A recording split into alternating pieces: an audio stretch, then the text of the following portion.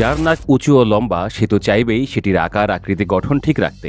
সেক্ষেত্রে উপায় কি? নাকটা গলানো, অর্থাৎ যুক্তরাষ্ট্র যেটি করে বেড়ায় আর কি। এবার মাদক চক্র দমনের নামে দক্ষিণ ক্যারিবীয় অঞ্চলে ভেনেজুয়েলার উপকূলে যুক্তরাষ্ট্র মোতায়েন করছে কয়েকটি সামরিক যান। সামরিক যানগুলোর মধ্যে রয়েছে নৌবাহিনীর 3টি এজিস গাইডেড ক্ষেপণাস্ত্র ব্যবস্থাযুক্ত destroyer, USS Gravely, USS Jason Dunham এবং ইউএসএস স্যামসন। এগুলোর সঙ্গে মোতায়েন করা হচ্ছে P-8 মডেলের গোয়েন্দা বিমান, একটি অ্যাটাক সাবমেরিন এবং কয়েকটি সাধারণ যুদ্ধজাহাজ।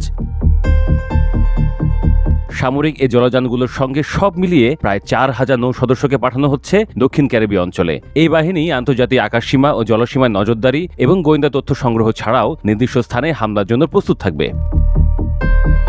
উল্লেখ্য, দ্বিতীয় মেয়াদে ক্ষমতায় ফিরে প্রেসিডেন্ট ডোনাল্ড ট্রাম্প মেক্সিকো ও ভেনেজুয়েলার মাদক চক্রের বিরুদ্ধে যুদ্ধ ঘোষণা করেন। তার সরকারের ধারাবাহিক নীতির অংশ হিসেবেই এই সামরিক উদ্যোগ বলে জানিয়েছে মার্কিন কর্তৃপক্ষ। নাম প্রকাশে অনিচ্ছুক মার্কিন এক কর্মকর্তা জানিয়েছেন, এই প্রক্রিয়া কয়েক মাস ধরে চলতে পারে, আর এ সময় মার্কিন বিমান ও যুদ্ধ জাহাজগুলো আন্তর্জাতিক আকাশসীমা ও জলসীমায় অভিযান চালাবে।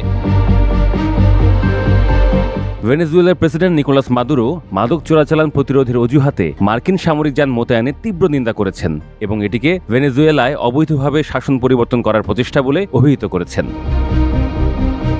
মার্কিন যুক্তরাষ্ট্রের এই পদক্ষেপের প্রতিক্রিয়ায় মাদুরো তার দেশের আইন প্রণেতাদের উদ্দেশ্যে ভাষণে বলেন, শাসন পরিবর্তনে এমন কিছু যা দিয়ে তারা ভেনেজুয়েলাকে হুমকি দিচ্ছে, যেটি আসলে একটি সামরিক সন্ত্রাসী, অনৈতিক, অপরাধমূলক এবং অবৈধ আক্রমণ। তিনি আরও বলেন, এটি শান্তি, আন্তর্জাতিক আইন, লাতিন আমেরিকা এবং ক্যারিবীয় অঞ্চলের সাথে সম্পর্কিত একটি বিষয়। লাতিন আমেরিকার একটি দেশের বিরুদ্ধে যে আগ্রাসন চালায় সে আসলে সমস্ত অঞ্চলকে আক্রমণ করে।